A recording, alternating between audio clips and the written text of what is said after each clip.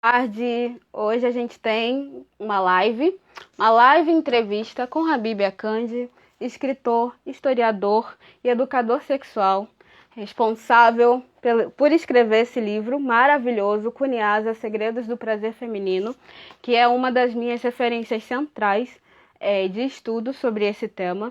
Hoje a gente vai ter a presença dele, vai ser uma live internacional muito importante para mim, porque eu falo inglês, mas decidi ter a ajuda da professora de inglês e português para estrangeiro, Veronica Reis. Então, deixa eu chamá-los aqui, enquanto a plataforma vai avisando que a live se iniciou. Então, sejam todas bem-vindas aqui. Eu acredito que seja uma live que agregue para a minha vida, mas também para a vida de vocês. Como eu sempre digo, esses conhecimentos não ocidentais, eles agregam muito para o nosso olhar e para mudar o jeito que a gente enxerga o mundo, né? A gente aprende a se referenciar sempre pela Europa e olhar o resto do mundo como se fosse resto, né? Como se não produzisse conhecimento, como se a história da humanidade startasse a partir da Europa, porque a gente não compreende que o ensino que a gente recebe é um ensino, né, que nos educa para enxergar o mundo de determinada forma. Então, quando eu falo sobre ginecologia natural, eu gosto sempre de trazer esses assuntos, eu gosto sempre de racializar a nossa conversa, porque ginecologia natural por exemplo, uma terapia da população originária, da população não branca, né? Então, hoje eu trago aqui Habeeb Akande para a gente conversar sobre Kunyaza, que é uma técnica originária de Ruanda. Muita gente tem dúvidas sobre o que é Kunyaza. Então, muita gente nunca ouviu falar que a África tem todo um repertório de educação sexual e prazer feminino. Eu sei que muita gente só ouve falar em mutilação genital, muita gente quando, África, mulheres, a gente precisa salvar as mulheres da mutilação genital, sendo que essa urgência que vocês aqui no Ocidente também têm, ela parte de um lugar colonial, né, de sempre se pôr no lugar da salvadora. Então, Habeeb Akande entrou. Veronica Reis, estou te aguardando para a gente começar a nossa conversa. Então, venham, solicitem. Deixa eu ver aqui, isso. Então, a gente vai começar essa entrevista que eu estou muito emocionada de estar trazendo. Hey! Olá, boa noite, tudo bom? Boa noite, tudo bom? Oh my gosh. Primeiramente, muito obrigada, Habeeb Akande, por estar aqui. Eu estou muito feliz mesmo de estar tornando possível essa entrevista, porque aqui no Brasil a gente precisa ter outras referências, né, relacionadas ao prazer feminino, e Kunyaza para mim é uma das melhores referências. Então, muito obrigada por aceitar o convite. Também quero agradecer a professora de inglês e português para estrangeiro, Veronica Reis, que se dispôs a traduzir essa conversa. Muito obrigada a vocês dois. Então,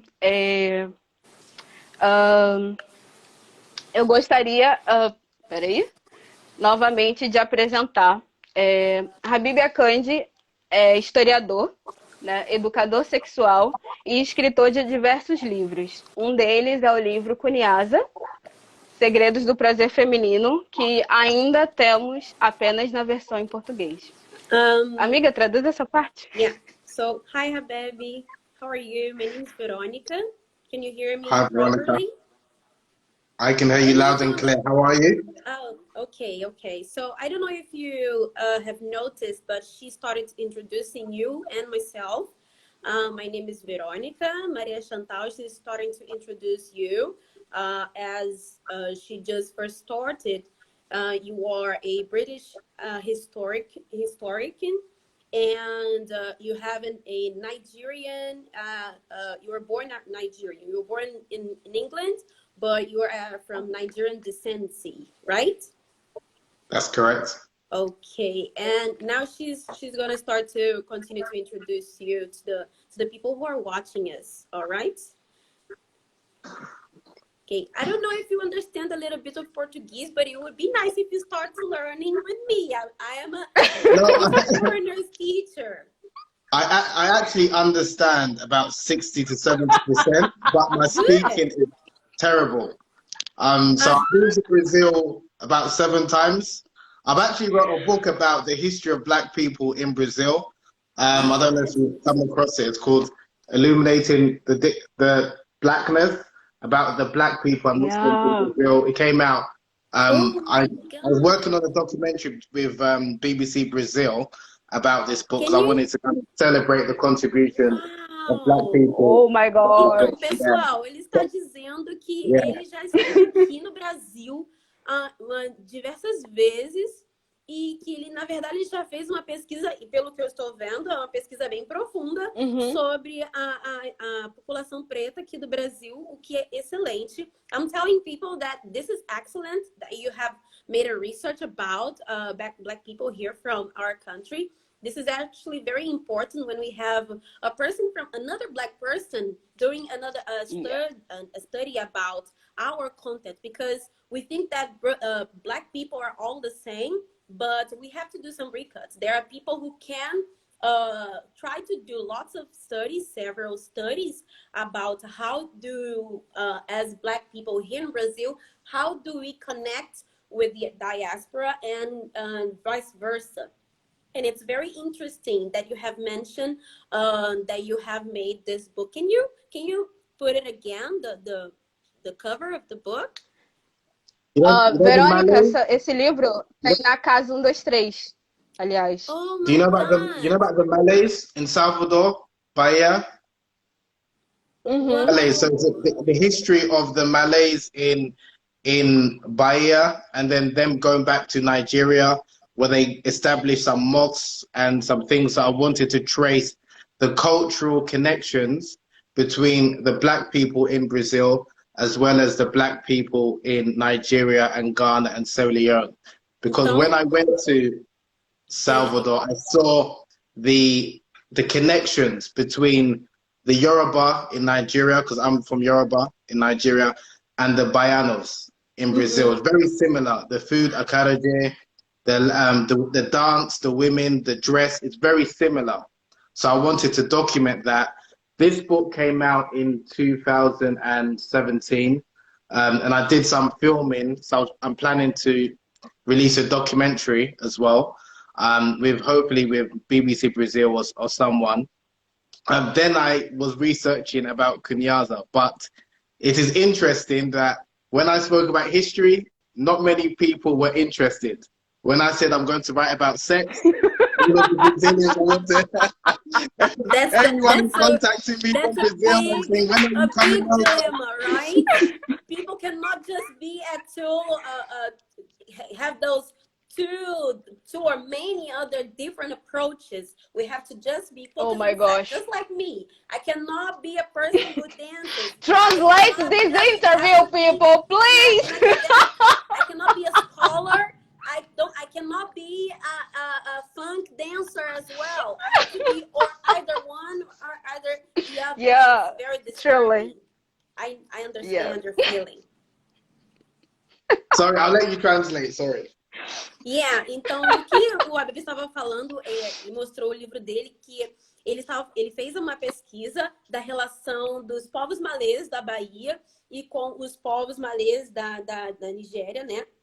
E aí ele fez esse cruzamento entre ambas populações e como eles levantaram algumas mesquitas, algumas construções e que são estão inteiramente relacionadas com as que estão na Nigéria, o local onde ele a origem dele, né? E aí agora ele está mostrando as fotos as quais ele tirou quando ele esteve aqui, as quais ele tirou para pesquisa dele, né? Que são lindas, por sinal, todas essas fotos. Uau. Muito, muito legal. Those are amazing pictures. Amazing, amazing, all of them. How long did you take to gather all this information? About 2 years. So I went to Rio about 4 times, Salvador about 4 times, and Sao Paulo about 3 times. I went to the museum as well. Yeah, so just back and forth interviewing people, because initially I just wanted to go to the Brazil to enjoy myself, you know, carnival and and then how does research start? Como essa pesquisa começou? Yes, so initially, like I said, I just wanted to go to Brazil because it's one of those countries I wanted to visit. Then I went to Rio, and I was speaking to someone, and she mentioned that she asked if I was from Salvador. And I said, obviously, no. And then she said, because your features is it looks like the people of Salvador, like the strong African Yoruba features. And then I wanted to, when I went to Salvador about 6 months later, it reminded me of Lagos. It reminded me of Lagos. The food, like I said, the Akande, the music, I could hear like the... Let me just translate this part for the people who are watching us. Ele está dizendo que inicialmente ele só veio para passar um tempo, para curtir o período aqui no Brasil.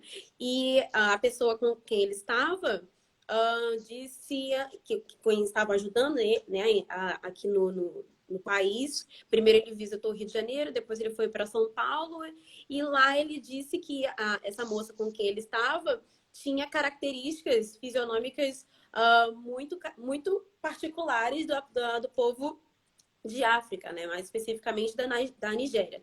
E aí ele foi convidado para conhecer Salvador. E que quando ele esteve em Salvador, ele também relacionou inteiramente com Lagos, que é a capital da Nigéria. E aí ele ficou encantado com esse fato, com essa relação, tanto do fisionômico, né, de todas as pessoas dali da Bahia, que é um lugar lindo, diga-se de passagem. O pessoal de Salvador que está assistindo recebe a gente, maravilhosos. E aí, agora ele vai continuar. Would you continue, please, Habeeb? Okay, yeah, so yeah, it's more of a passion project that I wanted to, especially as Black people, I noticed that whether it's in Brazil, the UK, America, even in Africa, we do not document our histories. We do not document our achievements. We do not celebrate the contributions that we've made to history. And it was something that, rather than complain, I wanted to celebrate and talk about, the contributions that Black people have made, and also to celebrate and highlight the positive roles that Black people, Black men and Black women in particular have made. Because if I'm honest, after my 3rd or 4th visit, and people used to ask me, what is Brazil like? I said, it's a lovely country, safe and things like that. And then some women asked me, what is it like for a woman? And I said, it's safe, I don't have no issue. But then they told me, okay, you're a man. What was it like in terms of the safety? And then I realized, actually, the woman's experience, that's another angle that I didn't really appreciate. So when I went back and then I was asking about, like, I wanted to understand what is the experiences like for Black women in particular in Brazil, whether they're tourists or how Black women are sexualized and mistreated, and the problem of sexual tourism. I was very rampant that a lot of people from Europe and America will be going to Brazil to take advantage of young girls as well and children. So that's something which I kind of wanted to address, that this idea that it's a beautiful country, but this idea that it's a paradise, that is sold to the world, but they're not saying the realities. And that's something that I noticed, especially when I will go about my daily business. People might think I'm Brazilian, and the way they would treat me is very different until I spoke my mouth, and then they will, oh, gringo. Then, so when I used to go to my hotel, they'll say, go to the service lift. And then So I let me said, tell sorry? you. And they said, oh, gringo. No, sorry. And then I didn't like Yeah, that. oh my But gosh. Wow, that there's was so many yeah. things that it can be. There's so many things that can be talked about just with those experiences that you have brought. But let's just bring that up in another situation, because we are people here who enjoys this sort of discussion, you know. But as I'm going to explain to the people who are listening and watching us, o Habeeb, quando esteve aqui, ele percebeu que existem muitas coisas, muitas evidências, as quais não são propriamente, ou não foram propriamente registradas, e que conforme o tempo vai passando, elas se perdem, ou então as pessoas simplesmente ignoram. Então ele percebeu que havia necessidade de haver registro da vivência, tanto de homens como de mulheres pretas, e que ele disse que queria registrar. E como pessoa africana, a gente, mas ainda assim, uma pessoa africana, uma pessoa estrangeira, acima de tudo. Então, o olhar dele de estrangeiro aqui foi de muito encantamento, mas ele ainda assim, ele também é um homem. Então, por ser homem, a vivência dele, o modo como ele vai estar aqui, que ele vai circular, ele percebeu que foi tudo ok. Mas só que quando ele foi contar isso para uma outra mulher estrangeira, uma outra mulher preta estrangeira, aí ele percebeu que, assim, para mulheres, para nós mulheres, mas principalmente para as mulheres estrangeiras, algumas experiências podem ser completamente diferentes. E aí ele agora ficou, digamos assim, atento, né, a esse tipo de relato, a necessidade desse recorte. Mas agora, amiga, vamos focar nesse livro, que eu acho que as pessoas agora já estão mais curiosas. Let's focus on the book right now, because people start complaining that we are just discussing and talking. They want to hear about sex. Sim, mas they want to hear about Kunyaza and sex. They're not interested. Eu não diria isso. Por quê? Porque pelos comentários eu tô vendo uma galera interagindo sobre isso. Porque a gente pode, eu particularmente, poderia acrescentar que essa vivência que Habeeb teve aqui no Brasil é a vivência que eu tenho algumas vezes, pelo jeito que eu tô vestida. Yeah. Então, se eu pareço uma pessoa de fora, o tratamento é outro. Aí, como eu tenho um sotaque carioca muito forte, quando eu abro a boca, as pessoas já me tratam, né? Ah, ela é daqui, trata igual. Chantal is telling that for the fact that she is, she's also a person who is from another country. She's from Angola. And she's telling us that she realizes she resembles a lot with your experience when you go to another country, but especially when you come here to Brazil, when you are a Black person, you are seen initially, just if you don't say anything, you are seen as a person who are here or as an immigrant. The only person who is the gringo in a factuous way, they get more related to this term when it's a white person. When it's a person of color, it's different. And then it's after you start talking that people realize, oh, you're not from here. People here realize. But even so, the first thing that you're gonna present is your face, is your image. Then you're gonna start talking, and then when people do this bias and those separations, it's very problematic, oftenly. But that's why I particularly, when I get to meet another Black person from another country, I enjoy embracing this person. At least that's something that I would prefer to do. That is very important, that this person feels embraced, because in many other situations, what is going to happen is that this person is going to be left aside. It happens a lot, unfortunately. Agreed. Yeah. Okay. Let's talk about Kunyaza. Let's talk about the book. Sure. Ok. Sorry. Então, você é um escritor de diversos livros, né? Escritor de diversos livros, historiador, né? E eu gostaria de entender como, na sua visão como homem, qual a importância de falar sobre assuntos como Kunyaza? As a writer of many books, and a great part of them are about feminine pleasure, yeah, such as Kunyaza.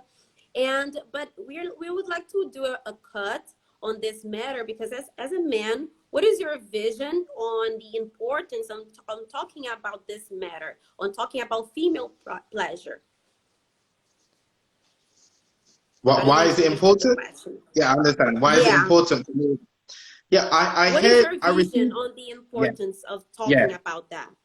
Yeah, so one of my goals, not only with this book, but the work that I do, especially about female pleasure, is that I want to help people. I want to help close the pleasure gap between men and women, like as in this idea that men are entitled to sex and women aren't. So I think that needs to be eradicated. And I also want to help men satisfy their female partners in the bedroom, and help women allow themselves to experience pleasure in the bedroom and reclaim their sexuality and sensuality. I think I do often get asked that, as a man, why am I writing about female pleasure? For me, why wouldn't I write about women's pleasure? I'm a man. I'm a heterosexual man. I love women. So why wouldn't I be interested in writing about women's pleasure and understanding it? Why I'm not interested in, I don't sleep with men, so I've got no interest in writing about men's pleasure. So for me, I just don't understand why oftentimes people, no, I do understand, sorry, the reasons why, but I think it's important, especially as men who are attracted and sleep with women, that we take the time to understand women's pleasure and we prioritize women's pleasure in the bedroom, because I think oftentimes as men, we're very selfish in the bedroom. We think about our own satisfaction. We don't take the time to learn about the female anatomy, learn the vulva, learn how every woman is different, and learn that even the woman that you're with, her sexual response cycle may differ and her mood may differ. So it's about, again, encouraging men. And for me, it's part of masculinity. If you want to be a good lover, you need to be an attentive lover and someone that's selfless as opposed to being selfish in the bedroom. So for me, it's just something that I think it's important that every man should learn how to satisfy a woman until she's truly pleasured. So that's the reason why I write books and do works about emphasizing the importance of female pleasure, because we don't often hear about it enough from the male perspective, and how to help men understand how to satisfy a woman in the bedroom. And with the Kunyaza, just the last point, I just wanted to celebrate an African tradition that is prioritizing women's pleasure, and it's very much Afrocentric, but obviously other cultures can embrace it, because we often hear about the contributions that ancient Indians have made of the Kama Sutra. We hear about ancient China, we hear about Tantra, we hear about all of these things that are not from Black people. But when I ask the question, what have Black people contributed towards human sexuality? A lot of people don't know many things, but we have contributed a lot. But unfortunately, in many of our cultures, it's transmitted orally. It's not written down. So people think that we haven't contributed anything. And that's even this idea that Black people were considered to be inferior to other races and ethnicities because people aren't aware of our contributions, when there are many things that we've contributed to, but it's because it hasn't been, unfortunately, documented and maybe projected to the world. People think that we haven't got anything to contribute to, like, teaching people about how to have a healthy, sustainable relationship that's obviously pleasurable. So hopefully that answers your question. Habeeb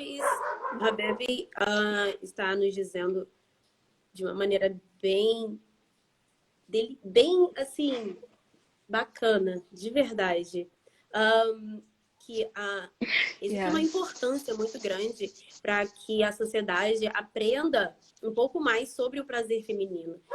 Ele coloca o fato de que, como a sociedade sempre tem ou pelo menos o relacionamento heterossexual é sempre muito focado no prazer masculino, ele percebeu que existe a importância, como ele é um homem, então por que não escrever sobre o prazer feminino? Então ele percebeu que há essa importância de falar sobre o prazer feminino, sobre demonstrar o quanto que é importante o prazer entre quatro paredes ser também da mulher. E como nós já sabemos que existem outras teorias de fundamentação chinesa, indiana, enfim, que fala sobre e as pessoas sempre acham que no continente não existem muitos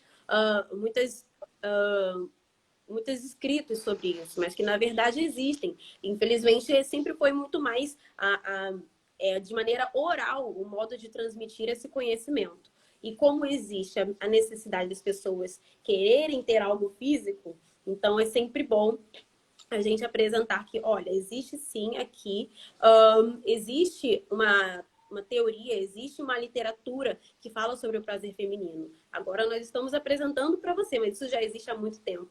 E uma coisa que eu achei importante também ele mencionar que o fato de que ele ama as mulheres. Então, o fato de ele amar as mulheres. I'm talking about the fact that you've mentioned that you love women, and this is another way of expressing your love for women in general. And ele está dizendo que isso é uma coisa importante. Nós viemos de uma mulher. Então, por que não demonstrar esse afeto também através do prazer sexual? Another question? Amiga? Amiga, ele também falou sobre essa questão de ter uma referência africana sobre esse assunto, e eu achei isso incrível. Esse foi um dos pontos que me encantou quando eu conheci Kunyaza lá em 2016, 2017, porque eu só conhecia técnicas e, enfim, culturas como Tantra e cultura chinesa, né, que falavam sobre o prazer feminino, e Kunyaza me deu uma nova perspectiva. Então, quando eu conheci esse livro, muita coisa mudou na minha vida.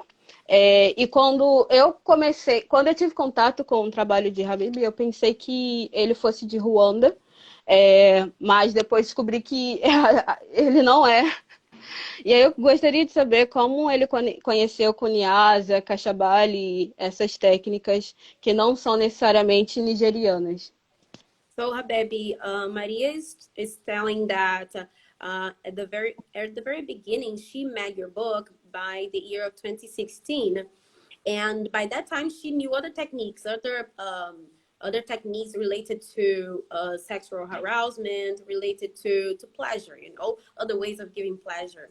And she met Tantra, and then when she met your book, at first she thought that you were from Rwanda.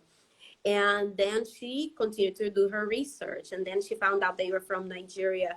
But now she would like to know what made you research about Kunyaza? What was the foundation for this research? And what was the name that you said, Maria? Kumbalini? Kashabali. Yeah. And how did you get in touch with these techniques and with this knowledge actually? How did that came to you? Well, how was the research process? Yeah. So someone actually contacted me, a reader of one of my books, because I wrote one of my books was about African sexuality and African erotology. And one of the readers of that book contacted me, sent me an email and asked me, why didn't I mention Kunyaza? Now, I had never heard of Kunyaza at that time. This was around 2016. It was actually on the 8th of August, which is Female Orgasm Day. I'm sure many of you, especially in Brazil, are aware that's a day that's dedicated to female pleasure that started in Brazil. So when I received this email, I was like, okay, what's this Kunyaza?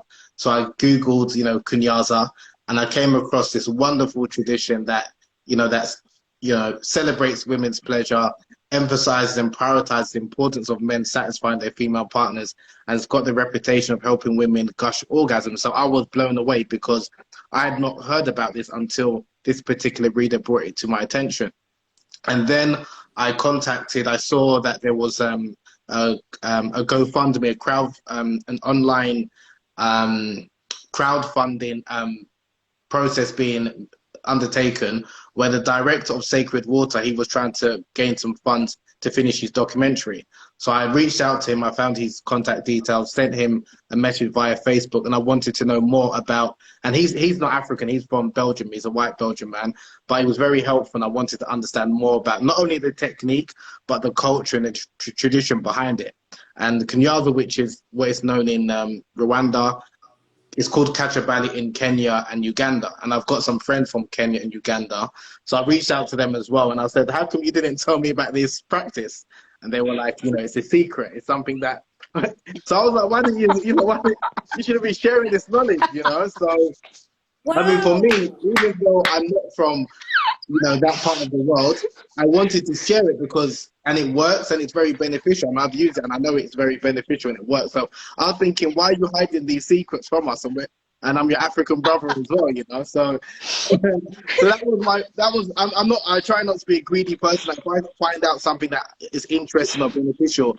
I try and share that how I can. And at the time, there was only a book written in French and German about Kunyaza, and I didn't find a book in English. I saw a couple of articles, so I was thinking this would be a good and interesting research topic, not only to speak about the technique, but the culture behind it, and also to honor and to celebrate the African women in particular that are teaching this, because I didn't want to just talk about the technique, but also I wanted to honor, like I said, the African women, the black women who teach the Kunyaza, both in Africa and this is why I love your book. And also I wanted to emphasize that this is a practice that is taught, that was founded by a woman, that is taught by women, and is generally preserved by women. So it's definitely a women-orientated practice that men can learn, obviously, and contribute to. But again, I think it's just important that we highlight, especially again, like I said, the contributions that Black and African women have made, especially like with the Kunyaza practice. And again, I wanted to also stress in my book that it's not just about squirting or climax or the technique, the tapping technique. There's a rich culture behind it. And it's important that the man understands and is connected both emotionally and psychologically with his female partner before engaging in the Kunyaza technique. Because people just think, okay, if I just do this tapping technique, all of a sudden, you know, she's going to climax and, you know, be squirted. And it doesn't necessarily work like that. And it's about, you could say, undergoing a process or a training to get to the mindset where you're ready for pleasure as a woman, and you're the man, you're going to discipline yourself and prioritize her pleasure to ensure that she's satisfied before you. So that's why, like I said, I wanted to kind of like, you know, like publish this book. And it took me less than a year in terms of the whole research. Okay, I read a couple of articles as well, some scientific articles, some studies about the effectiveness of the Kunyaza treatment, especially for women who are suffering from female orgasmic disorder. That's basically, it's like anorgasmia, where a woman finds it difficult to climax during sex, and that's something which there was a study that was undertaken where the researcher wanted to find out whether the Kunyaza technique, because it's non-penetrative and it doesn't focus on penetrative intercourse, encourages men to stimulate the clitoris in particular, which we know from numerous studies that's the most effective route to help women climax. Now, I'll stop maybe now, so you can maybe translate, and then maybe I'll continue because I've Thank you. You said that, wait, just for me to remember, you said that when you got in touch with your friend, it was your friend from Kenya and from what other country? Uganda. Oh, ok. Inicialmente, quando ele começou a pesquisa, pessoal, ele recebeu um e-mail mencionando essa técnica, e aí ele fez a pesquisa. A princípio, só inicialmente Google it, e aí ele achou esse termo, e quando ele fez essa verificação, ele achou esse termo, ele achou alguém que havia feito uma pesquisa um homem que havia feito uma pesquisa da Bélgica, e esse homem deu algumas outras informações a mais sobre ele, e que ele foi muito participativo cedendo essas informações, mas só que aí esse homem informou para ele que essas técnicas eram de determinada região da Nigéria e também do Quênia. E aí ele entrou em contato com amigos dele que são dessa região. E quando ele entrou em contato com essas pessoas e mencionando sobre essa técnica, as pessoas ficaram surpresas e disseram assim: How do you know this? Como é que você conhece isso? Isso é segredo. Nem todo mundo tem autoridade para saber disso. Então, aí ele ficou meio que surpreso também. Mas por que vocês não dividiram comigo? Eu sou uma pessoa africana também. Então, ele achou isso curioso. Porém, ele ficou também muito intrigado com o fato de que depois que ele teve contato com essa técnica, ele percebeu que isso não é só uma técnica, isso é uma celebração, é uma cultura, é também, existe todo um processo que iniciou por uma mulher e é feito por uma mulher, ou seja, é inteiramente matriarcal essa cultura do Kunyaza, o que é uma coisa excelente. E aí, conforme ele foi fazendo essa pesquisa, ele teve esse cuidado de mencionar todas as partes culturais que envolvem essa comemoração, que envolve essa celebração do prazer feminino. E que com essa celebração, as pessoas precisam também dar respeito a essas partes culturais, né? Que o homem está ali para digamos assim, eu vou utilizar esse termo, mas não levem para o lado pejorativo, pessoal. Ele está ali para endeusar o momento de prazer feminino. Então, ele precisa ter um cuidado, ele precisa ter essa observação de que primeiro vem o prazer dela, que até no momento que ela está com o prazer dela atingido, ele se deleita com isso também. Ele também se beneficia do fato de a mulher estar tendo seu momento de prazer. E isso também isso é uma das coisas, mas tem outras questões. O Kunyaza também é uma cultura que fala sobre a história das mulheres que o criaram, que o desenvolveram. Fala da história daqueles locais onde ele mencionou, os quais o Kunyaza é praticado, que é na Ruanda e no Quênia. E que é muito importante fazer menção a esses outros fatores que envolvem a prática do Kunyaza. Alguma coisa que deixei passar, amiga? Não, você está perfeita. Eu admiro muito o seu trabalho como tradutora, porque eu já não conseguiria lembrar de nada. Okay. Mas... Another question. Next question. Pessoas que estão assistindo, eu desativei os comentários porque assim vocês conseguem ver tanto o rosto de Veronica, Reis, que está fazendo a tradução, quanto o rosto de Habeeb Akande. Ok? Quem tiver pergunta, deixa aqui na caixinha de pergunta, que eu acredito que está ativada para vocês. E no final eu reativo a caixinha de comentários, beleza? Então, vamos lá. Eu tinha algum ponto para adicionar. Eu só queria falar que o fato de não ser apenas sobre uma técnica é o que me faz amar muito o livro Kunyaza, sabe? Porque aqui no Brasil a gente tem muito essa questão quando se trata a cultura africana, né? Era um ponto que a gente acabou trazendo no começo da nossa conversa. Mas aqui no Brasil, quando se trata sobre sexualidade de mulheres africanas, só se fala em mutilação genital, né? Baby, she's talking about the fact that when we brought in the topic on female pleasure, or in an African perspective, she often gets to the conversation, or the topic that it's mostly brought is about female mutilation. You know, when we talk about female pleasure.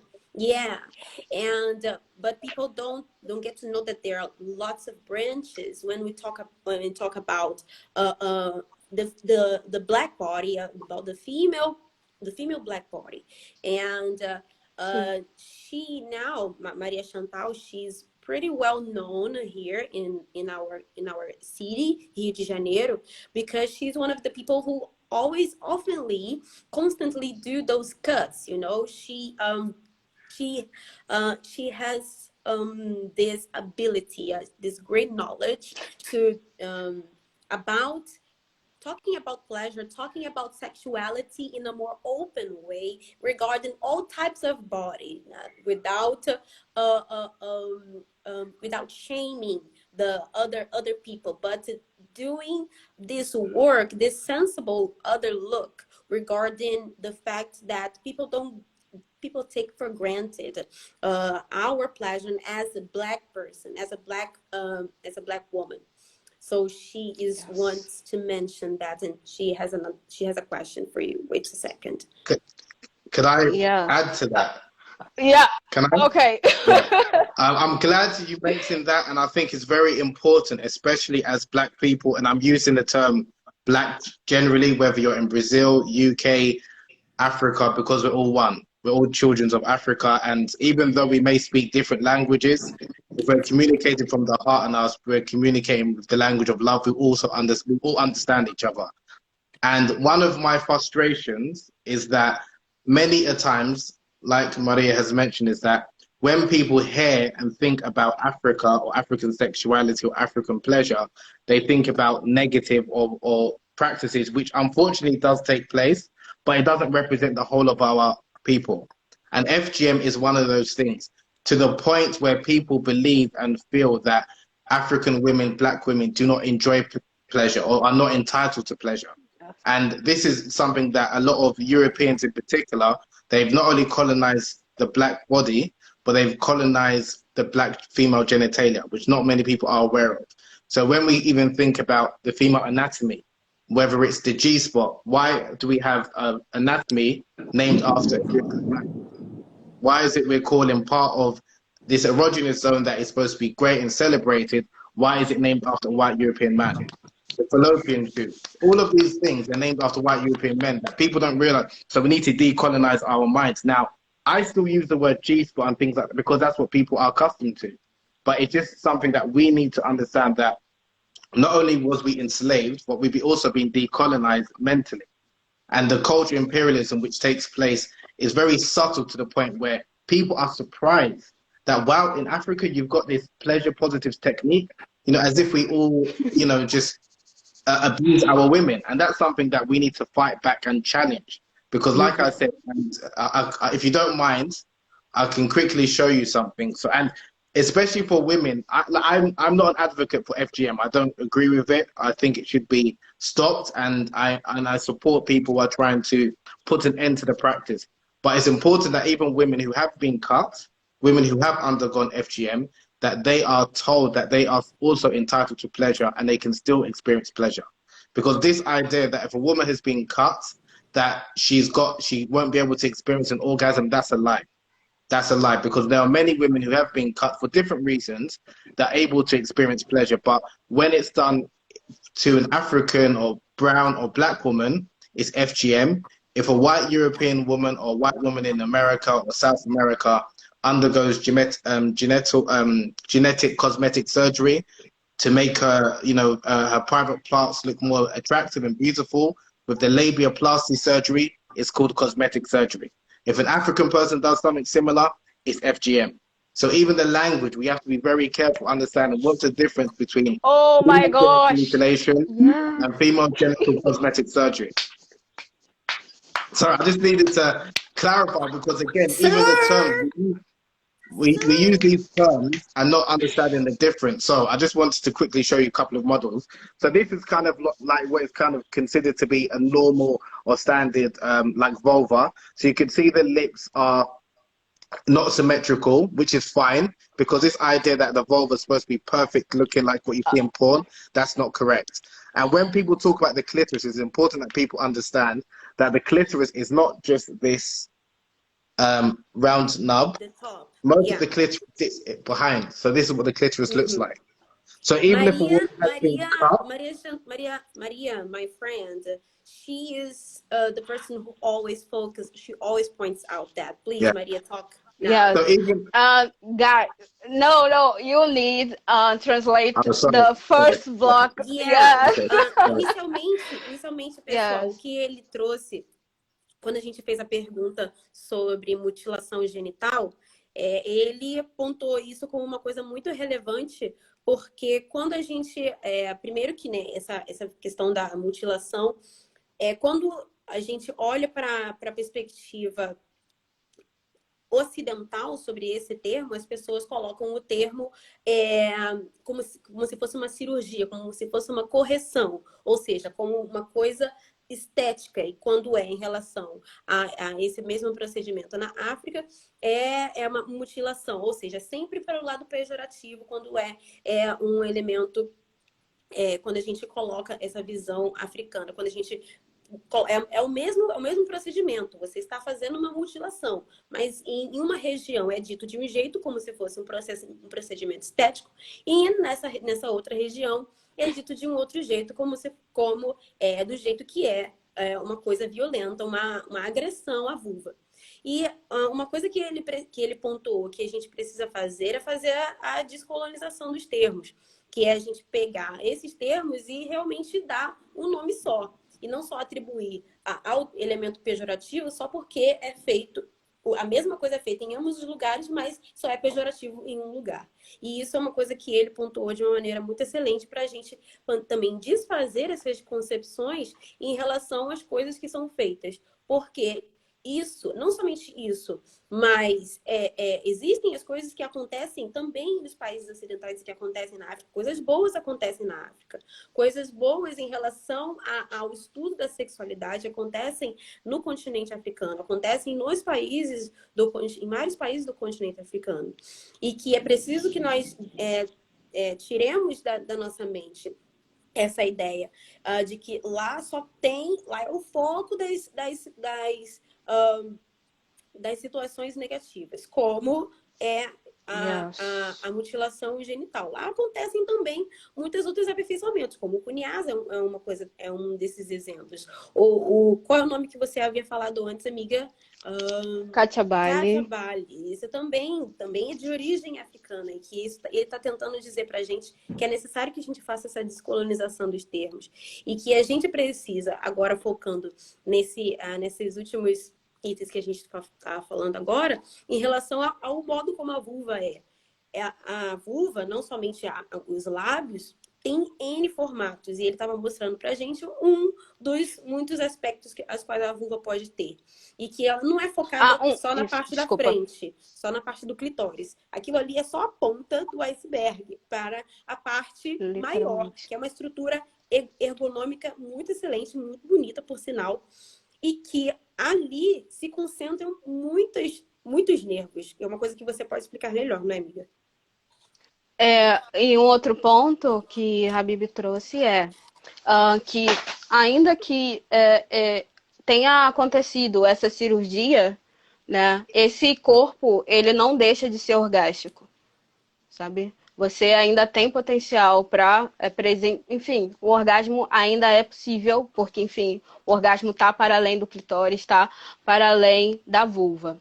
E um outro ponto também que foi trazido a questão de como essa colonização, né, do corpo, ela acontece também pela nomenclatura, né, onde o ponto G é a partir do nome de um homem, onde a gente tem as trompas de falópio, onde a gente tem as glândulas de Skene, as glândulas de Bartolini. Então, é bom a gente se atentar que muitos dos nomes que a vulva, né, regiões da vulva recebem, parte do olhar de que são lugares descobertos por homens, né, e levam seus nomes por conta disso.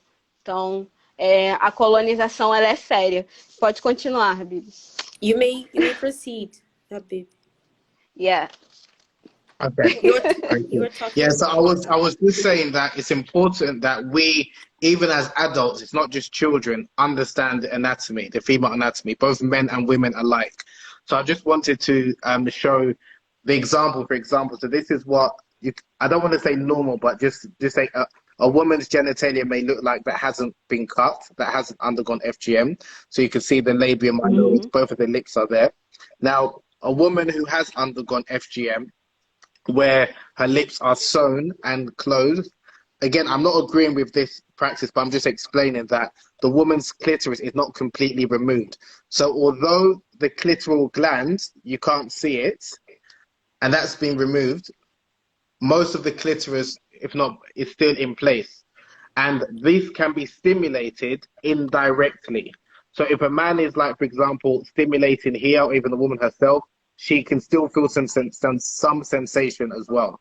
And likewise with penetrative intercourse. Now, again, I'm not condoning this type of FGM or anything, but I'm just explaining that we have to be very careful, even as sex educators or activists or what have you, that we do not make people feel who may have undergone certain things that they are deprived of pleasure going forward, because that's not the case. Yeah. Because I just think whilst it's great, you know, there's people who are anti-FGM and are speaking about it and trying to put an end to the practice, they are saying some not truths by saying a woman who's been cut can't enjoy sex anymore. She can't enjoy pleasure. There are some women, yes, that does happen, unfortunately, but it doesn't represent all women. The same way there are some women who have been abused and been traumatized, but they're still able to overcome that and enjoy pleasure. So I think it's important that we create spaces where women feel that they can enjoy pleasure, and people who are culturally sensitive to women who may have undergone certain of these things, that they can find a space to reclaim their sexuality. And that's why I think it's important that we have more Black people, both men and women, who can speak about this topic. Because if I'm honest with you, there are some men who are naturally, whether it's because of machismo or what have you, will more resonate if a man is speaking.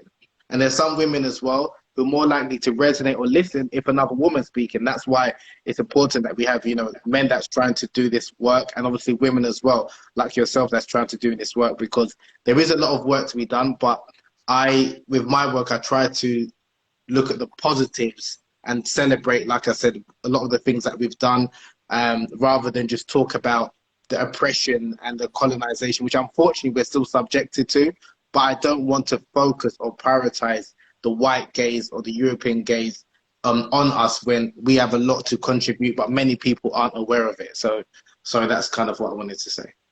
E o Habeeb havia mostrado, pessoal. Habeeb, can you show the first vulva again, just for me to resemble, for the people to understand?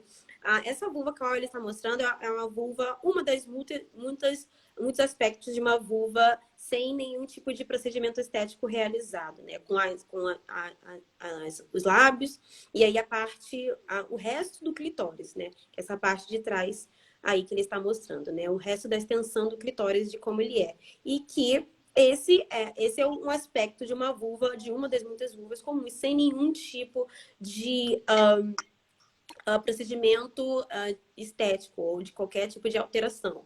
E aí agora ele está mostrando pra gente como é o resto da extensão do clitóris.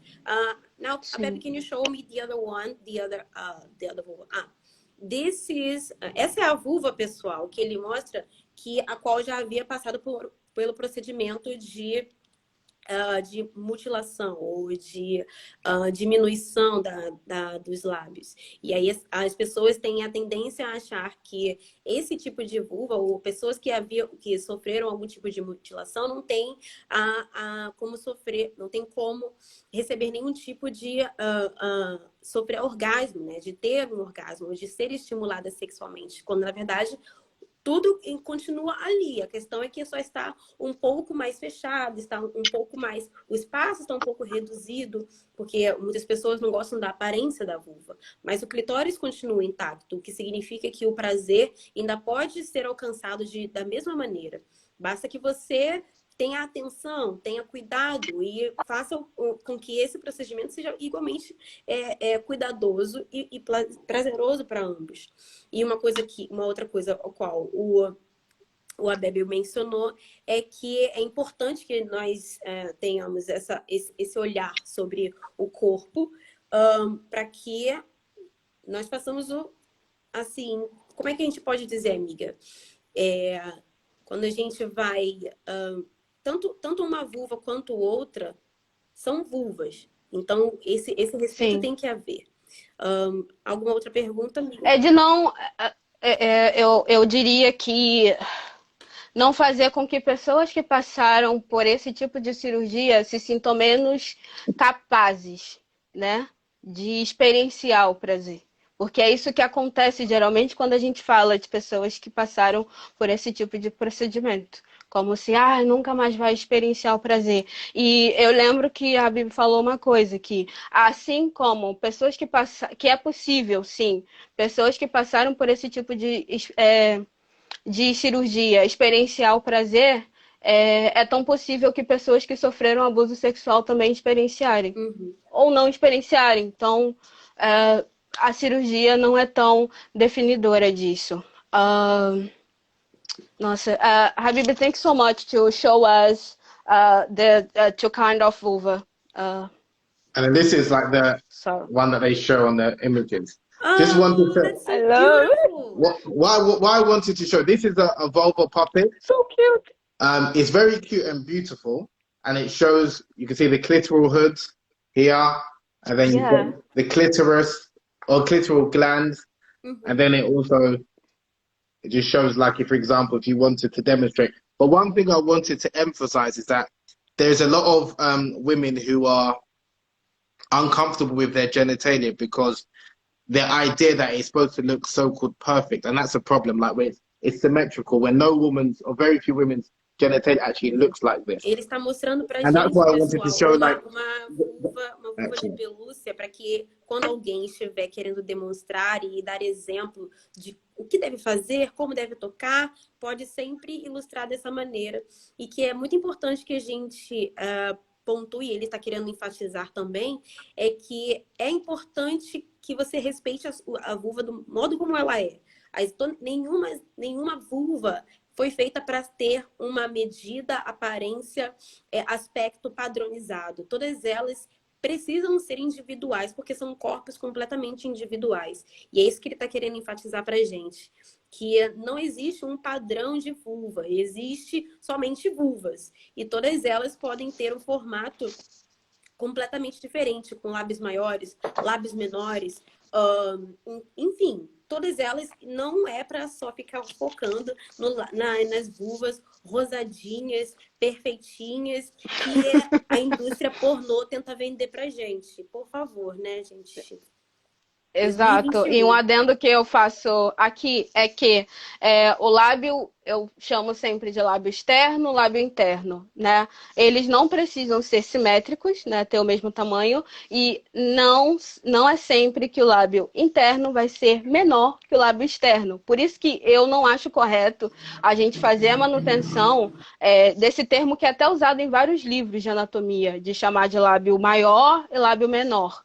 Né? Eu sempre chamo de externo e interno, porque eu acho que isso ajuda a gente, né, a parar de acreditar que existe um padrão, né, único para a vulva. And can I just add another thing? Is that one of the things which I was really impressed by? It was one documentary I watched about Kunyaza, but it was a German documentary. There was a Dutch documentary. A woman asked a woman in Rwanda, she said, you know, she was asking about her genitalia, like, why is it, because she was very proud of the way she looked down below, even though it was asymmetrical, but she was asking, why are you proud of your genitalia? And then she said, you know that in our country, she's from Netherlands, she's Dutch, she said, we call those lips shame lips. And then the African woman looked at her and she said, why would you call something that's part of your body shameful? And this goes back to the whole colonization of the female body, that in some European languages, in French and in Dutch, the labium, the lips mean, the name that they call the lips is translated meaning shameful lips. So this plays into the idea that people feel their anatomy, their genitalia, there's something wrong with them. So this is what a part of the whole colonization of the language that I spoke about, that if you've been indoctrinated from a young age, that, and again, I'm not talking about I'm not saying you should show your genitalia to everyone. I'm not saying that. I'm just saying that this idea that your genitalia is disgusting, is ugly, it'll be very difficult for you to open up and engage in a sexual experience because you don't want the person to look at you. You don't want the person to touch at you. So what I was impressed by those traditional East African countries, cultures, is that they were teaching girls from a relatively young age to be proud of your genitalia in the different ways it looks, that it comes in different shapes and sizes. So they're not thinking about just this one image that they might have seen in pornography or in the media, and they think that then they're uncomfortable with the way they look. So that's why there's a lot of re-education that needs to be done and reprogramming of the mind. So women are comfortable with their genitalia, and men also, so that women aren't shamed because their genitalia may look different to what they've seen on the TV or with a previous partner. O Habeeb está falando pra gente, pessoal, e que ele assistiu um documentário alemão que também era sobre Kunyaza, em que uma mulher, ela foi entrevistar uma outra mulher, uma mulher neozelandesa. E essa mulher, aparentemente, ela dizia-se muito segura sobre ela mesma, e que ela foi mencionar sobre a vulva dela, e que o nome a qual foi dado para ela, o nome ao qual ela conhecia em relação aos lábios da vulva, eram shame lips, ou lábios da vergonha. Ou seja, em algumas línguas, o Habeeb está dizendo para a gente em que algumas línguas, e o que é conhecido, o que é muito coincidência sobre o que nós estávamos falando agora, sobre os termos, né? Os termos que são inteiramente colonizadores, pejorativos, e que sempre estão reforçando a mulher como uma coisa vergonhosa, ou partes do corpo da anatomia da mulher como uma coisa vergonhosa. E que ele estava mencionando que a tradução francesa para os lábios também é shame lips, ou lábios da vergonha. O que também é uma outra coisa que nos deixou assustada. Eu, particularmente, não consigo esconder jamais, sabe? A minha expressão. É muito assustador como a cultura patriarcal que, assim, começou a fazer investigação. Há uma curiosidade, ok, existe a intenção é sempre boa, mas depois o negócio sempre fica ruim. A intenção de pesquisar sobre os lábios, sobre a anatomia genitália feminina, perdão, ela é boa, mas existe sempre um viés para que ela se mantenha resguardada, para que ela se mantenha, não se mostre e sempre se mantenha ali num lugar de vergonha, num lugar de preterimento, vamos dizer assim, de rebaixamento.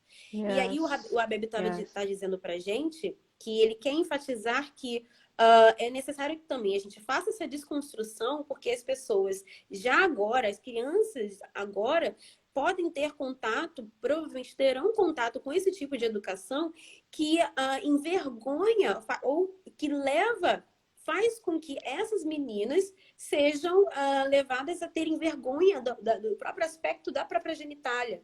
E é isso que ele está tentando dizer, para que as pessoas tenham cuidado com certos termos. A gente precisa também refazer alguns termos. A Chantal propriamente disse que o termo que ela utiliza é lábio externo e lábio interno. E o Habeeb está dizendo para a gente que em alguns países chama shame lips, lábios da vergonha. Isso é muito assustador e isso é impactante, porque as pessoas... Eu não sei se alguém aqui tem acesso a essas outras formas de conhecimento, mas agora a gente está tendo um pouco mais de acesso, porque já existem alguns documentários, mas o que a gente está tendo por aí agora, que é mais mainstream, é o Sex Education, da Netflix, e que está abordando muitas coisas importantes, muitas coisas interessantes, e que nessa última temporada abordou justamente sobre isso, sobre o formato da vulva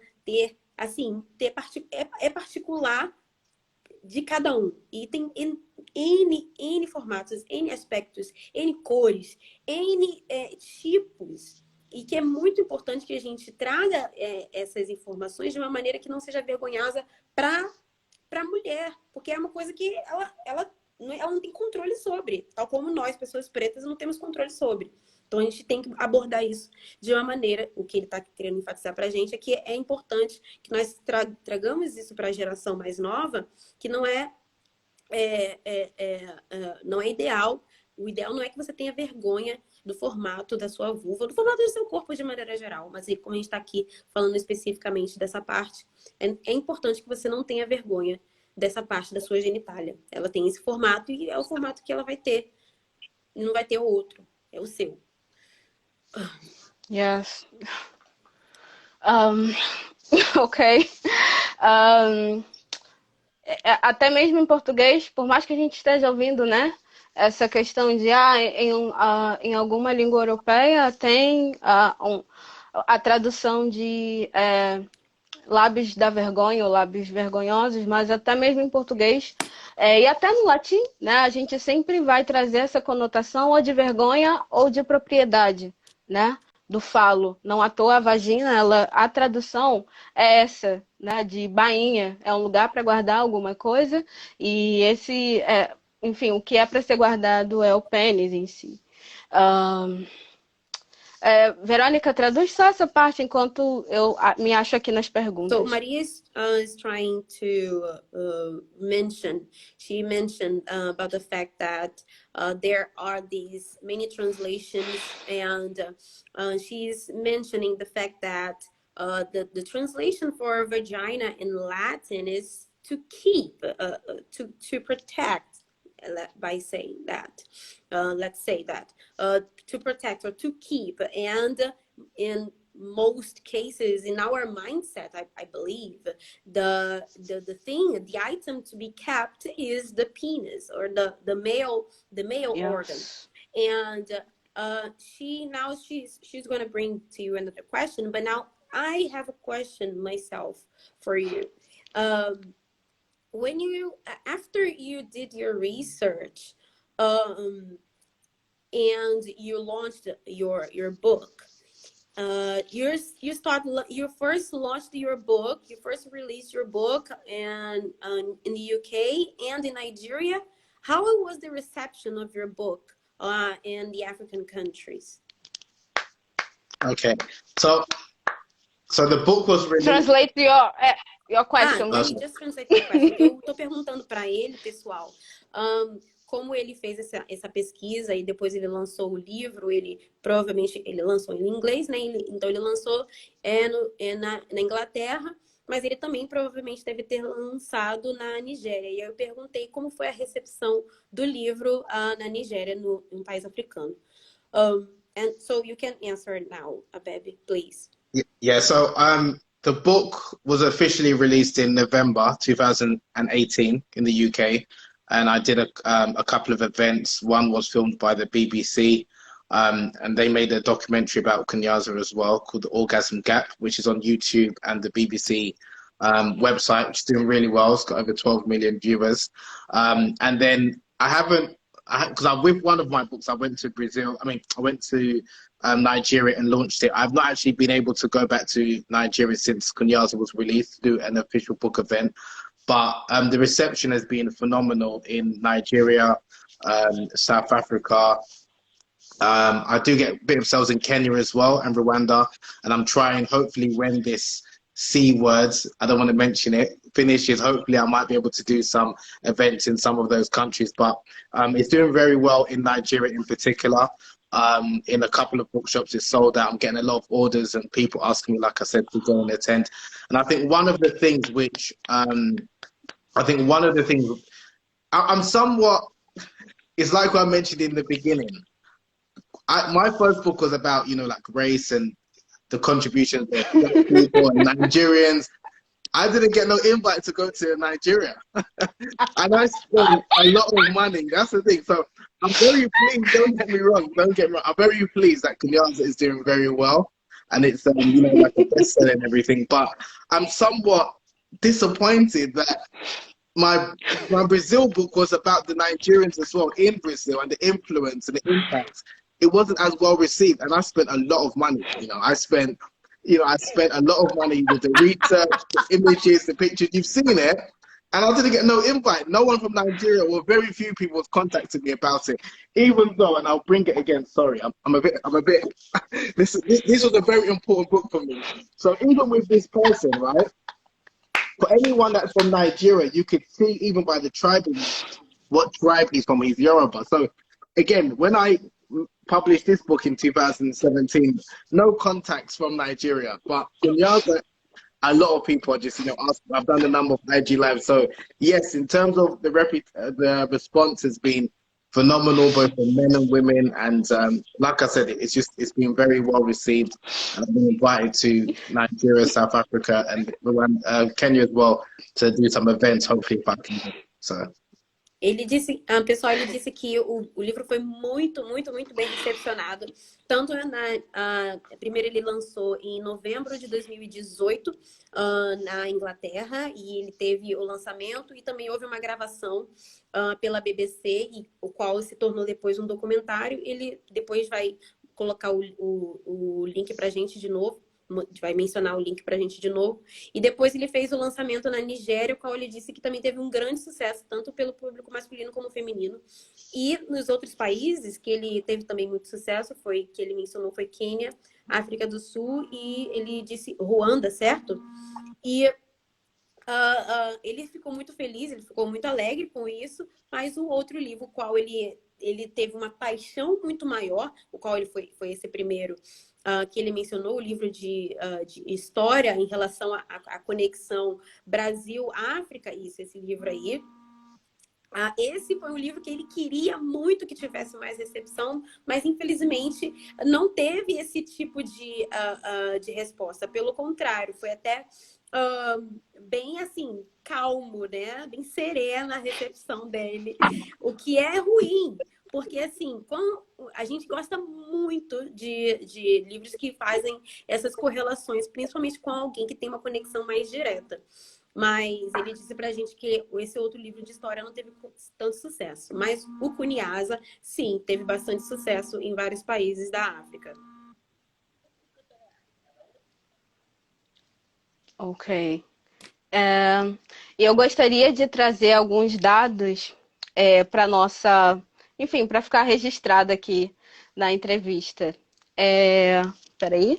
São dados da pesquisa. About some research which she has done and other researches which were done here in Brazil, which are going to talk about the rates of how the women responded to their own pleasure and what was the rate regarding age and regarding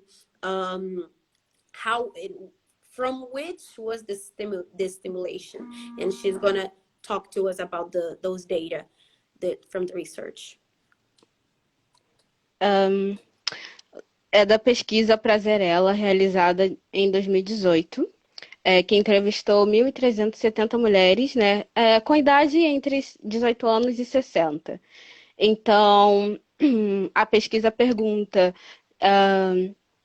qual a forma que tem mais prazer. Então, 27% responde que é oral, 22% responde que é a partir do toque no clitóris e 10% responde que acontece a partir do estímulo na vulva. Ou seja, quase 60% relata que a maior fonte de prazer feminino está na estimulação externa à vagina. E quando o assunto é masturbação, 70% gosta de serem tocadas diretamente no clitóris, 67% usa apenas as mãos, 21% se estimula com algum vibrador, 16% tem prazer a partir da penetração. Então, apenas 43% delas, 43% delas conversam abertamente com seus parceiros e parceiras sobre o tema masturbação. E outro... Okay.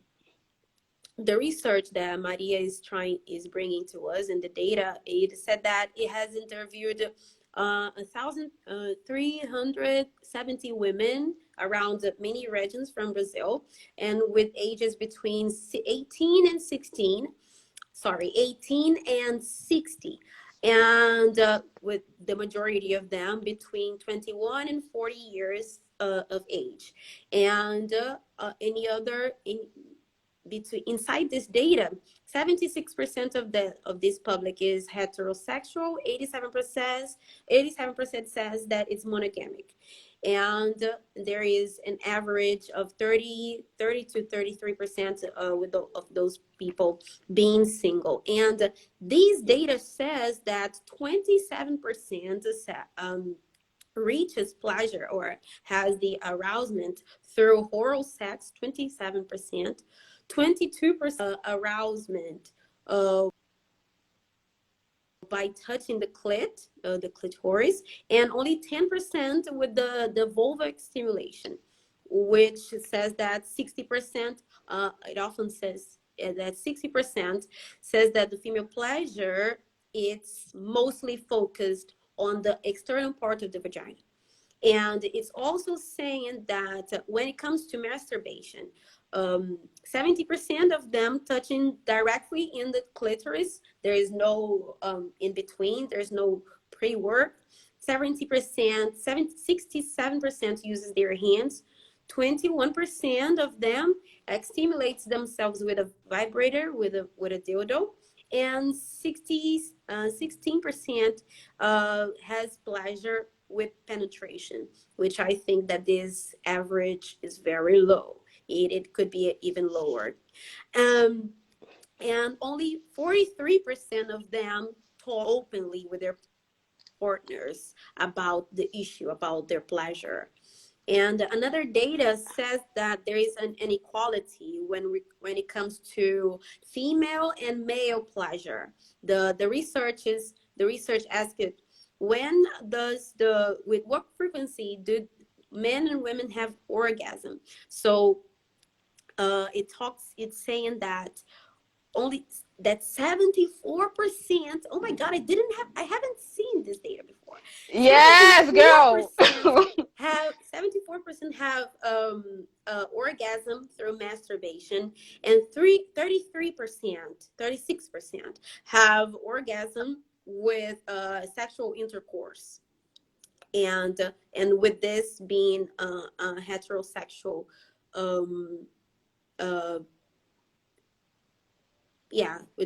this being in a heterosexual relation.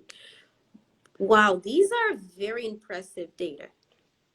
So that's some of the data that she's mentioning now. You can continue, Maria. Continuar, porque, enfim, eu acabei não terminando de ler.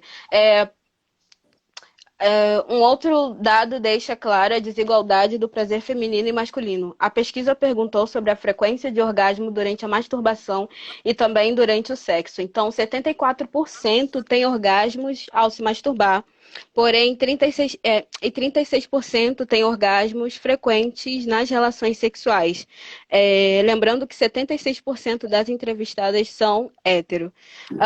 E esse é um dado que mostra o quanto que a maioria não está sendo, enfim, não está tendo o seu prazer, o seu desejo ouvido, né? Porque quando estão aí no seu momento particular, né, que é a masturbação, a maioria consegue ter um momento de prazer, né?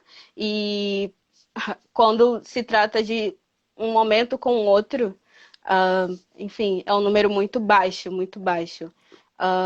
E uma última pesquisa, que é a Mosaico Brasil 2.0 de 2016, mostra que 50% das mulheres têm dificuldade de chegar ao orgasmo. Eu, particularmente, acho que esse número é maior. A 2016 research also talking about pleasure, it says that it shows that here in Brazil, only 50%, actually, not only, but 50% of women have difficulties on reaching climax, on having orgasm. And Maria says that this average is still doubtful, still low, because it can be quite bigger. And I would like to extend this information and asking if you have any information on data similar to this regarding UK, Habeeb. Do you have knowledge on this information, on this data? Yeah, sure. So that's very helpful, that information. And to be honest, the findings from those surveys and studies is consistent with published reports in both the UK and the US. It's a cultural phenomenon known as the orgasm gap or the pleasure gap, which basically refers to the fact that men generally orgasm or experience pleasure more frequently than women, again, in the context of heterosexual encounters. So there's one of the biggest studies that was conducted on the orgasm gap found that 95% of men experience an orgasm when sexually intimate with a woman compared to only 65% of women. There was another study that found that 85% of men experience pleasure or sexual climax, whereas the women was about like between 35 and 55%. So there's always this difference, and it's quite a large difference, and especially in hookup sex, so like people that are having casual sex, the gap is even wider, where sometimes the women that experience an orgasm during casual sex might be as low as 10%. And one of the reasons behind that is because culturally, whether you're in Brazil, the UK, the United States, or what have you, we are taught our sexual script is all about penetrative intercourse. And as the survey and the research which Maria read out, most women do not experience orgasm via penetrative intercourse alone, because as I was showing, like even with the female anatomy, that's only indirectly stimulating the clitoris. So this is where there's a lack of education, or there's miseducation, especially amongst men in regards to the female pleasure and the female anatomy. Because for most of us men, we are going to climax via penetrative intercourse, whereas that's not necessarily the case for most women, unless you incorporate clitoral stimulation, oral sex, and other things in addition to penetrative intercourse. So that's why it's important that culturally there's a cultural shift, that we are educated. And I'm speaking to men in particular, because a lot of women know what they need in order to experience pleasure. And it's always interesting that as men, even if we were to look how a woman were to masturbate, generally she doesn't masturbate like this. Like as if how she'll be receiving intercourse. But with us men, when we're either obviously engaged in penetrative intercourse or even fingering, like when we're using our fingers, we're just focused about digging. We're just focusing about like a jackhammer approach. So that's why, again, the importance of being soft, the importance of being flexible and stimulating the different parts of the anatomy. So when we're looking at, for example, again, it's not just like the average man, when he's really excited, he'll be like, and it's like, what are you doing? You're going to hurt her. You know, so it's about being gentle and understanding the different parts of her anatomy and seeing what works for her, because every woman is different. That's why, again, I said men need to be educated. So I'm not surprised by those figures, if I'm honest with you, because unfortunately that's the case in most countries around the world, that women on average experience climax and pleasure less often than men. And some of it is because women haven't given themselves the permission to climax or to enjoy sex, because they have been culturally conditioned to believe that sex is just for the man. They're supposed to just lie down and think of England. So you do what you need to do. I will just wait for you. Okay, you finish. Okay, continue. Okay, it's over. So that's the problem. So that's why, again, women need to be taught that. And again, I'm speaking in the context within a heterosexual relationship, because that's where there is this problem. So men need to understand and to be patient and attentive and know that your female partner is not like you. The way a woman's sexual response cycle is not the same as a man. And even some of the studies, like, for example, the common study that's kind of taught, even in schools and universities, that was developed by Masters and Johnson in the 1960s, the four cycle, that's mainly for male sexuality. It's not really for women. So this idea, those 4 stages, that's mainly for men. It doesn't necessarily work for women. But what happens is that they use the male model for male sexuality and then they apply it to women. But fortunately, there has been some changes. So, for example, Rosemary Basson, she's developed a new sexual response cycle. It's called a circular model, female sexual response cycle, and explaining the difference, even understanding the difference between the man and woman, our sex drives and our sexual response, that some people are more spontaneous, which is generally men, and women are generally more responsive. So again, it's just understanding our differences. It's not, we're not enemies. Like the man is not the enemy to the woman, and the woman's not any enemy to the man. But we're different. But just understand how we can complement each other. And that's why, again, like I said, there's been a lot of research done about male sexuality, male pleasure, male desire. But unfortunately, we haven't heard much about, you know, women's sexuality, women's desire. That's why you do have, unfortunately, those statistics which Maria read out, where women are experiencing less pleasure than men during heterosexual encounters. A Bebe está dizendo, pessoal, que, na verdade, esses resultados são bem similares aos quais ele teve contato no país em que ele mora, na Inglaterra.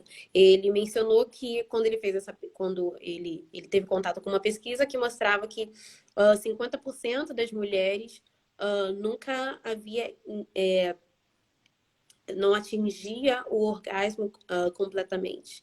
E que, do outro lado, 86% dos homens alcançavam o orgasmo completamente. E porque as pesquisas que são feitas em relação ao alcançar o prazer são muito mais voltadas para o público masculino. E aí eles utilizam essas bases de pesquisa para o prazer feminino, ou seja, não existe uma dedicação em relação a pesquisar como, porquê, onde, quais são as demais maneiras de estimular, de dar prazer à mulher. Quando ele estava mostrando ali os sinais que eles estavam fazendo, ele estava mostrando que como geralmente feita a estimulação masculina, a estimulação feminina. E como, pelo menos, ainda que seja na masturbação, como também é realizada. Que muitas mulheres sempre realizam a masturbação de maneira a penetrar e não a fazer o movimento de, pelo menos, excitar todo o resto da estrutura. Mas que no nosso mindset também é sempre colocado para que a nossa masturbação sempre seja focada na penetração, ou seja, nós também não temos esse estudo, esse outro olhar, essa verificação do nosso próprio prazer, porque a gente está muito baseada no prazer masculino. Nós estamos baseados no falo, né? Que é bem o prazer em si, a gente sempre vê em todos os tipos de construções, de estudos, é sempre muito mais falocêntrica. E quando a gente vai ver pesquisas em relação ao prazer feminino, existe, não estamos dizendo que não exista. Acontece que o mainstream sempre vai projetar o que é o falocêntrico. E a gente vai sempre ter nesse mindset. Por isso que o Pornhub faz mais sucesso do que tantas outras plataformas que tem para que você se masturbe de um jeito mais humanizado e que foque no prazer feminino mesmo. Aí você tem que fazer uma pesquisa mais aprofundada. E o que ele está dizendo é que na educação na mente da mulher, a penetração é o modo de atingir o orgasmo, quando, na verdade, o ideal é que existe a necessidade de haver uma conversa para que haja penetração, haja um estímulo de outras maneiras. É basicamente o que ele está dizendo para a gente.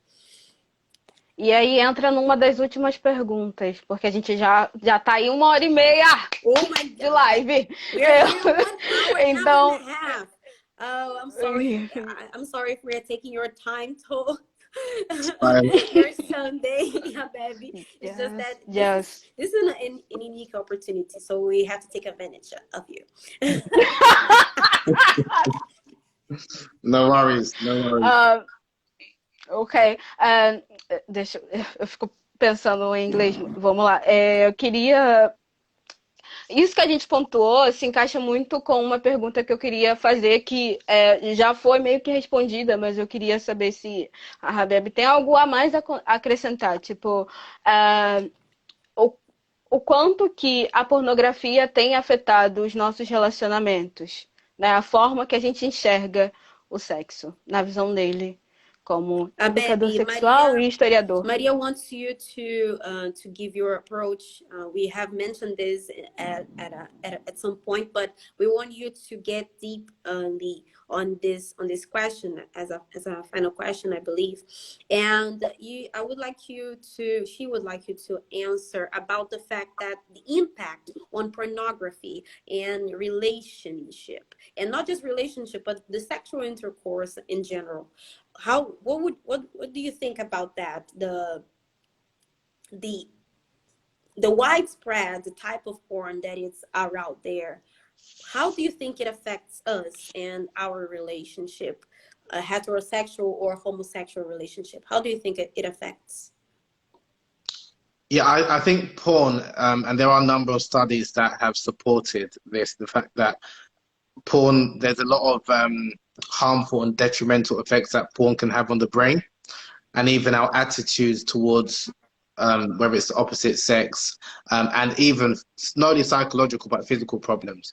So, for example, especially amongst a number of young men who have been excessively watching porn for a long period of time, a number of them are developing a problem called PIED, porn-induced erectile dysfunction. Porn-induced erectile dysfunction, which basically is a problem where they're unable to get an erection with their partner, but when they're watching porn, they can get an erection. And this is something that a lot of men, unfortunately, especially young men, have been conditioned to believe that because they've been desensitized, because they've been consuming so much porn, they expect what they see on the screen to have in the bedroom. And we know that porn is performative sex. It's not real sex. And it's like watching Fast and the Furious film and trying to learn how to drive by watching a Fast and the Furious film. It doesn't work. It's entertainment. But unfortunately for a lot of people, men in particular, they buy into the fantasies of porn, right? So I know there are a number of people who are, again, people are going to, but I just think there's a lot of effects that many people aren't aware of or kind of ignoring. And there's also obviously a lot of people are suffering from porn addiction. And I haven't even touched on, the harmful porn and the type of porn which is very demeaning and disrespectful to women. And there's a lot of that out there. And what happens is that sometimes, for example, if it's like going down the rabbit hole, you may be first watching, you could say soft porn, then it goes to more hardcore porn. And then there's a lot of studies that have shown that a lot of the porn that people are consuming, men in particular, are porn that is violent, demeaning to women, and it's something that a number of men are trying to recreate that in their bedrooms. And that's something that obviously it can damage relationships, because what they're seeing and expecting is different to reality. So naturally, if you expect something and you don't, your expectations isn't met, you're naturally going to be disappointed and not satisfied. So there are a number of issues that people, but I think a lot of women, or more women, are aware of the effects of porn than men, because I think as men we just see it as harmless fun. So when I'm speaking to men, I try and speak to them in a way that for your own benefit, it's probably not good to be consuming so much porn. And I'll say things like, do you want to have a whiskey dick? Meaning like you're like this and you can't perform, and you're going to be like this in your 20s and 30s. And when men kind of take that on board, then it's like, okay, maybe I need to cut down. But if you just kind of tell them, don't do this, don't do that, they're unlikely, because they're still benefiting from it. They're still enjoying it. And whilst some women can't understand why men watch, I understand why men watch porn. I'm not going to act like I don't understand. A lot of people like to look at beautiful people, whether you're a man or a woman. Now, again, it's the effects that it has to the brain. Like with other things, many people aren't aware of the issues or the damaging effects until later in life. But I think it's important that men are taught, both young men and old men, about the effects of it, because it can become like a crutch where, like I said, you become dependent upon it to the point where you're not aroused by a natural, real woman in front of you. You need something that is, like someone that is doing performative acts. And even a lot of porn stars, they will tell you that what you're seeing on porn is not real. It's feigning pleasure. It's not actually what goes on in a real bedroom. But what happens is that men view this and they want to recreate that, like I said. And then it also leads to a lot of performance anxiety. And a lot of men suffer from performance anxiety and stress because they are seeing someone who is lasting 30, 40, 50, an hour, 2 hours long. Like the length of this IG live and they expecting to last that long in the bedroom through penetrative intercourse, not realizing that a lot of those porn stars are taking pills. There's a lot of, you know, cutting and editing, so it's not real what they're saying, but that's what they're measuring themselves to. So that's why a lot of men do have anxieties, whether it's in terms of how long they last in the bedroom, and the different positions and the different acts, and that's why it's very problematic, and porn, in terms of the detrimental effect it can not only have on the brain, like I mentioned, but also in terms of the relationship, and there are many studies that have supported that. O Habeeb está dizendo para gente o quão problemático e prejudicial o consumo de pornografia é. Não somente na questão da realização do ato sexual, mas também na questão psicológica, né? Que pode gerar ansiedade, pode gerar problemas de ejaculação e também problemas em relação a se manter ali, não somente na sua performance, mas quando você vai realizar a sua performance, você tem a tendência a querer reproduzir tudo que está ali, tudo que você viu. E aí, quando você tenta fazer essa reprodução e não é do mesmo jeito, gera frustração. E essa frustração pode causar ou ansiedade, que é uma coisa que nós temos e muito, mas muito para além da ansiedade, afeta o nosso cérebro, afeta o modo como a gente reage com a outra pessoa. E como a gente já sabe, né, gente, e o Habeeb acaba de pontuar pra gente, ali é um sexo performativo, não é um sexo real. Não é um ato concebido por duas pessoas que estão ali estabelecendo uma conexão. O que a gente precisa pontuar e que ele acaba de trazer para a gente é que as pessoas que estão ali envolvidas, elas estão ali receberam estímulos prévios. Elas tomaram pílula, tomaram algum tipo de medicação para se manter acordada. Então, o que a gente já sabe em relação ao ambiente da pornografia. Mas não significa que, o Habeeb também está dizendo que não significa que você tem que parar de consumir e assim, de maneira regrada, e a gente não está querendo aqui fazer nem apologia, mas também não está tirando a sua liberdade.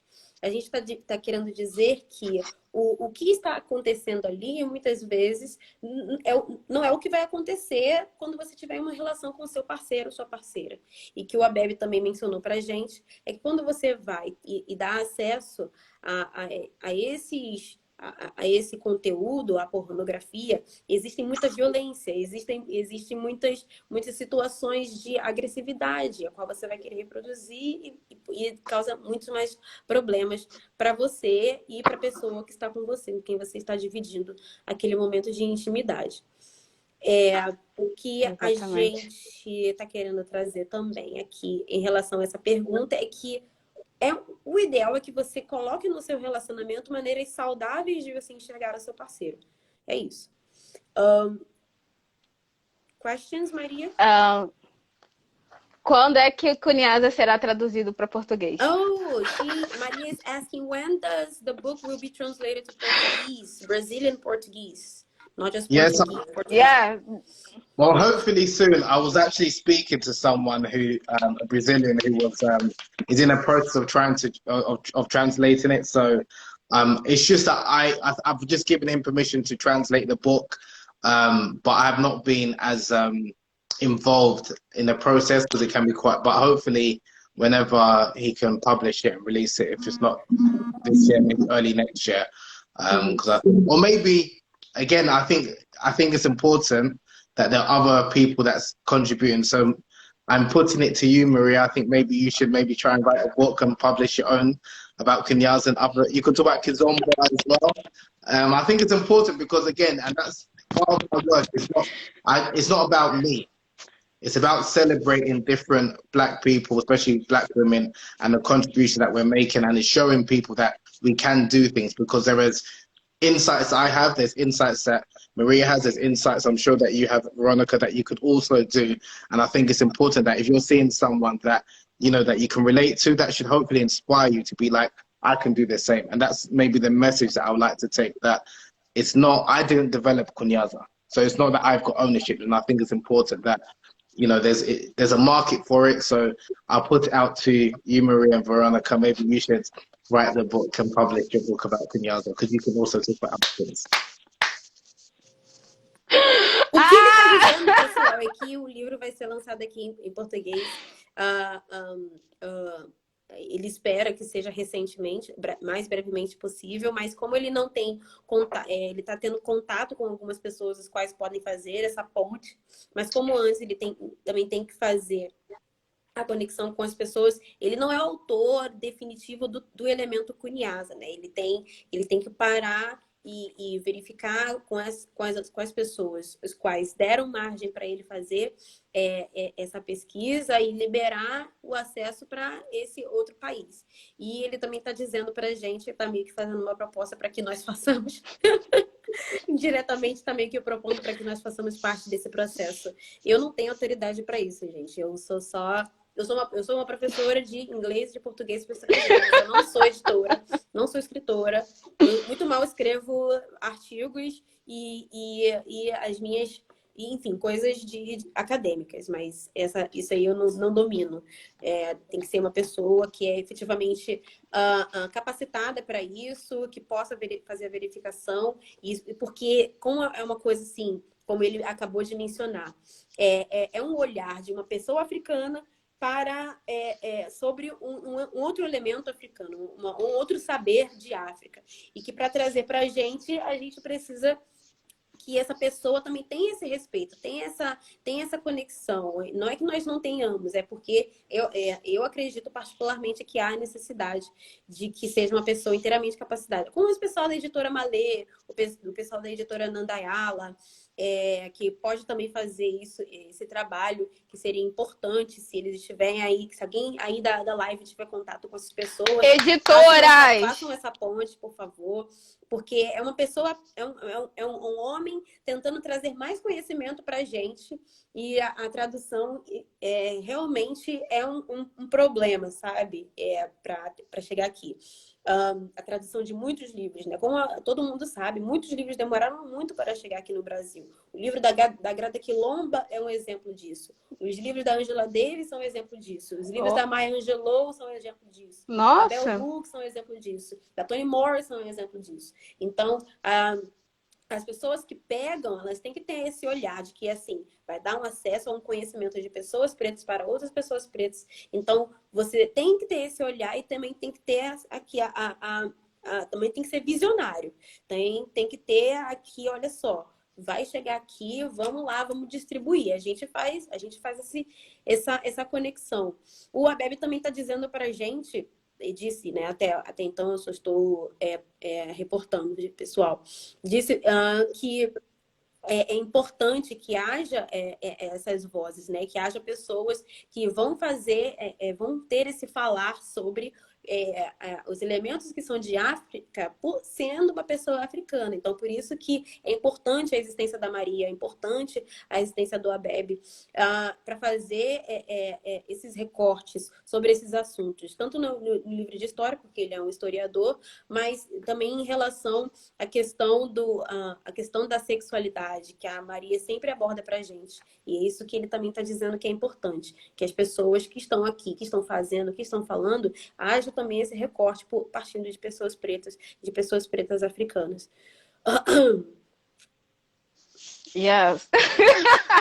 So, eu gostaria muito de agradecer a sua disponibilidade, Habeeb. De verdade, o seu livro, o seu trabalho é uma referência para mim muito grande. E para mim é uma honra ser ponte para esse conhecimento.